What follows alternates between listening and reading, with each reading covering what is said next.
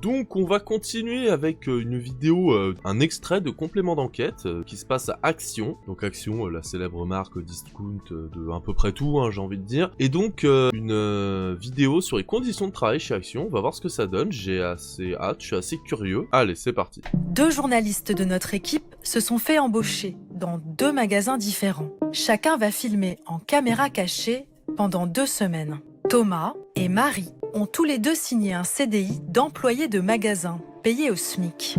Pendant toute son infiltration, Thomas, comme tous ses collègues, va porter une oreillette en permanence pour recevoir des instructions. Et ça, l'oreillette, ça sert à quoi, genre? Ça permet d'entendre, par exemple, quand ils font un renfort. D'accord, ah oui. Donc voilà. Et après, ça peut être aussi quand il y a besoin d'une infoprix. Une infoprix, c'est quelqu'un qui a acheté quelque chose et qui n'a pas le code barre ou qui dit que le prix n'est pas le même qu'il a vu en rayon. Alors dit comme ça peut être pratique, hein, le côté oui, ça permet d'avoir les infos et puis de pas l'entendre, tu sais, en plein magasin en mode quelqu'un est demandé d'urgence en caisse, non, ça peut être un peu chiant, mais je sens que ça va être aussi pour pouvoir leur dire des trucs et les surveiller, les mater plus facilement. Je sais pas ce que vous en pensez, mais je les sens pas. Ok. Quand il y a quelqu'un qui parle, tout le monde entend, quoi. Ah ouais, en plus. Fermez la 5. Fermez la caisse 5, merci. J'ai une infoprix en casting, s'il vous plaît. Ok, je te fais ça. C'est super chiant, c'est-à-dire que t'entends les trucs que tout le monde dit. Ah, moi je pourrais pas au bout d'un moment pour me concentrer sur rien qu'un réassort ou compter des trucs, facing, tout ça. Oh, flemme d'entendre quelqu'un à l'oreille qui me dit même pas à moi en plus, qui dit à quelqu'un d'autre. Faut faire ci, faut faire ça. C'est bon, flemme. Thomas comprend vite que son univers chez Action se réduit à 2 choses. Sa charrette Donc là, 45 minutes, il est 18h35. et sa montre. À 19h20, faut que j'ai fini.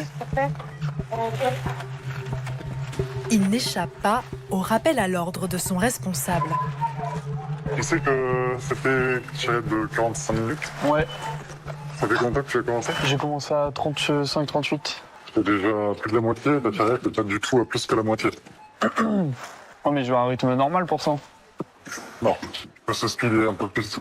Ça m'énerve le truc de faut se speeder un peu plus. Bah fais-le toi, enfoiré. Ah, ça m'énerve, tu sais, genre ils veulent vraiment, en fait, le problème, moi je trouve, c'est que dans les magasins comme ça, j'ai jamais travaillé à Action, mais j'ai travaillé à Monoprix, donc voilà, il y a des trucs en commun. Mais moi ce qui m'énerve, c'est que on dirait qu'ils veulent absolument qu'on soit à fond tout le temps, sauf que ce n'est pas possible d'être à fond tout le temps. Et même si c'était possible, est-ce que c'est même bien? Est-ce que c'est bien à vouloir pour tes frères et sœurs humains de vouloir qu'ils soient à fond tout de suite? C'est tout le temps, c'est ultra aliénant, c'est ultra fatigant, c'est pas possible sur le long terme. Faut pas s'étonner s'il y a un turnover à chaque fois dans ce genre de magasin, faut pas s'étonner si les gens sont malheureux, si les gens ils volent, c'est parce que bah oui, s'ils se disent qu'ils sont pas respectés, qu'on leur demande de faire de la merde en permanence, pourquoi ils en profiteraient pas pour avoir des petites compensations, surtout pour un SMIC de merde. Moi c'est qui m'énerve, c'est qu'on dit aux gens donne-toi à fond pour l'entreprise, mais sans leur donner ne serait-ce qu'un minimum de raison de se motiver à être à fond. C'est n'importe quoi. Officiellement, pourtant, Action affirme que les temps de charrette calculés par l'algorithme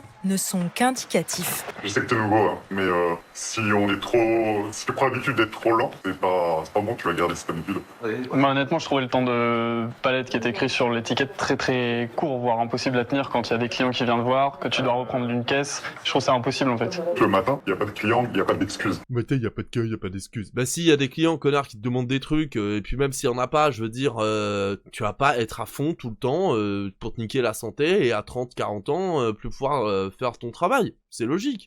C'est 40 minutes, c'est 45 minutes. 45 minutes et 45 minutes. Ça marche? Non, ça marche pas. Sur le temps de son déchargement de charrette, Thomas doit en plus répondre aux clients. Bonjour. Avant que je cherche partout, est-ce que vous avez encore, vous savez, des lunettes de soleil là Bonjour. Est-ce que vous avez aussi les machines à barbe à papa? Oh bah je croyais que le matin il y avait personne et je croyais qu'en règle générale il avait le temps, 45 minutes, c'est 45 minutes. Ah bah super. Bonjour, est-ce que vous vendez les mètres aussi? Ou multiplier les allers-retours en caisse, ouvertes parfois juste pour quelques minutes. Ouais, ça c'est... C'est uniquement par carte cette caisse. C'est bien. C'est bon. Chaque jour, est une nouvelle course contre le temps. Mais moi, c'est quelque chose que je me dis depuis des années, tu sais, l'émission Patron Incognito, en vrai, au-delà de l'émission, tous les patrons devraient travailler au plus bas niveau de leur... idéalement, il faudrait qu'il n'y ait pas de patron, coopératif, tout ça, mais dans le monde dans lequel on vit, il faudrait au minimum que le patron, il fasse le plus bas niveau de la hiérarchie de son entreprise, pour comprendre, en fait, les problématiques de l'entreprise, pour comprendre les problématiques de ses salariés, et voir le côté humain de ses salariés, et pas juste des chiffres qui font des plus ou moins bonnes stats, sans comprendre que, ben, peut-être que machin peut pas tenir parce que c'est juste pas tenable, ou peut-être que sur le long terme, bah ça a pété le dos de Sylvie et que du coup, ben elle est moins productive, etc. Ce matin-là, notre deuxième journaliste infiltrée, Marie, embauche à 6h. Ouais, génial. Salut tout le monde. Ça va? La tête dans le cul, hein. Qu'est-ce qui se passe? Et comme souvent, un salarié manque à l'appel. On va se mettre ensemble. Comme on fait d'habitude, on y a un accent. Ok. On y arrive. Ouais.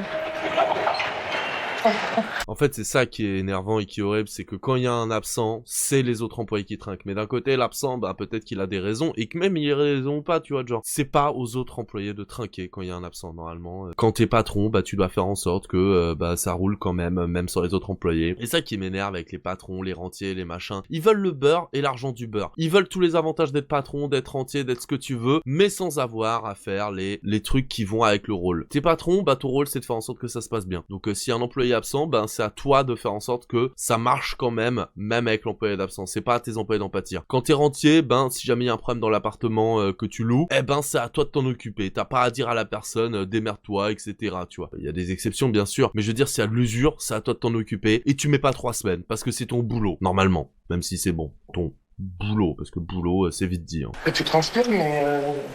Ah mais on va vraiment, on va faire toutes ces charrettes quoi.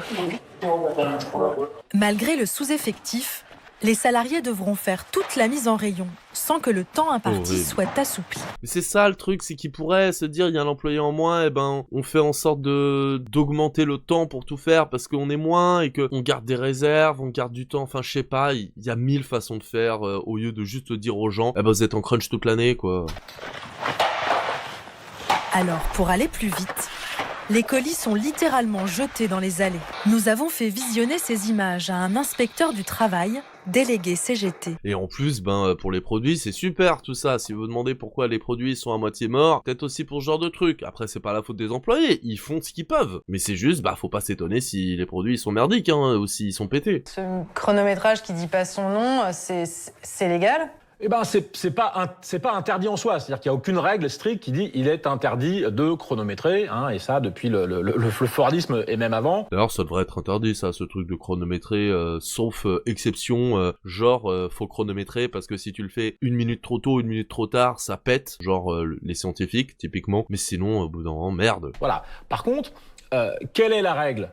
Mais qui est une règle européenne et que Action, comme toutes les enseignes connaissent bien, c'est ce qu'on appelle l'obligation légale de sécurité. C'est-à-dire que l'organisation du travail ne doit pas atteindre à votre corps. Oui. Il n'y a pas besoin d'être médecin spécialisé pour se rendre compte que les conditions de travail de ces salariés-là vont forcément amener à des pathologies. Bah, comme toutes les conditions de travail de la plupart des employés de taf de merde alimentaire, quoi. Je veux dire, malheureusement, c'est bien beau d'avoir des lois qui sont censées protéger les gens si personne les applique et tout le monde s'en fout. Et ça, c'est dans tout type de travail alimentaire de merde, hein. McDo, Monoprix, Action, c'est la même merde à ce niveau-là, hein. En plus ou moins pire selon le magasin, évidemment. Mais vous voyez ce que je veux dire. Ça fait partie du taf, hein. Ouais, je vais peut-être dire ça, mais ouais. Ouais. J'ai mal partout. Au dos, aux jambes, les pieds, c'est horrible. Bah oui, mais il y en a, ils font ça une 20aine d'années dans leur vie, il y en a, ils font ça une 30aine, une 40aine, t'imagines? Porter des trucs comme ça, lourds, te baisser en permanence, être dans le rush aussi, et comme t'es dans le rush, bah tu peux pas faire les bons mouvements, bien plier les jambes pour porter des trucs, non, t'es obligé de te baisser comme un connard, et du coup ça fait mal au dos à force sur le long terme. Peut être un génie pour se rendre compte de ça. La plupart des salariés côtoyés par nos infiltrés souffrent de douleurs physiques. Même les plus jeunes, même les sportifs, Évidemment. disent pâtir de ces conditions de travail. Tous, Christine, tous. Oh, purée. C'est lourd. Et tout ça pour un salaire de merde, hein. Putain, qu'est-ce que c'est lourd. Au risque de se faire mal, à force de répéter certains gestes, s'ajoute celui d'être victime d'un accident du travail.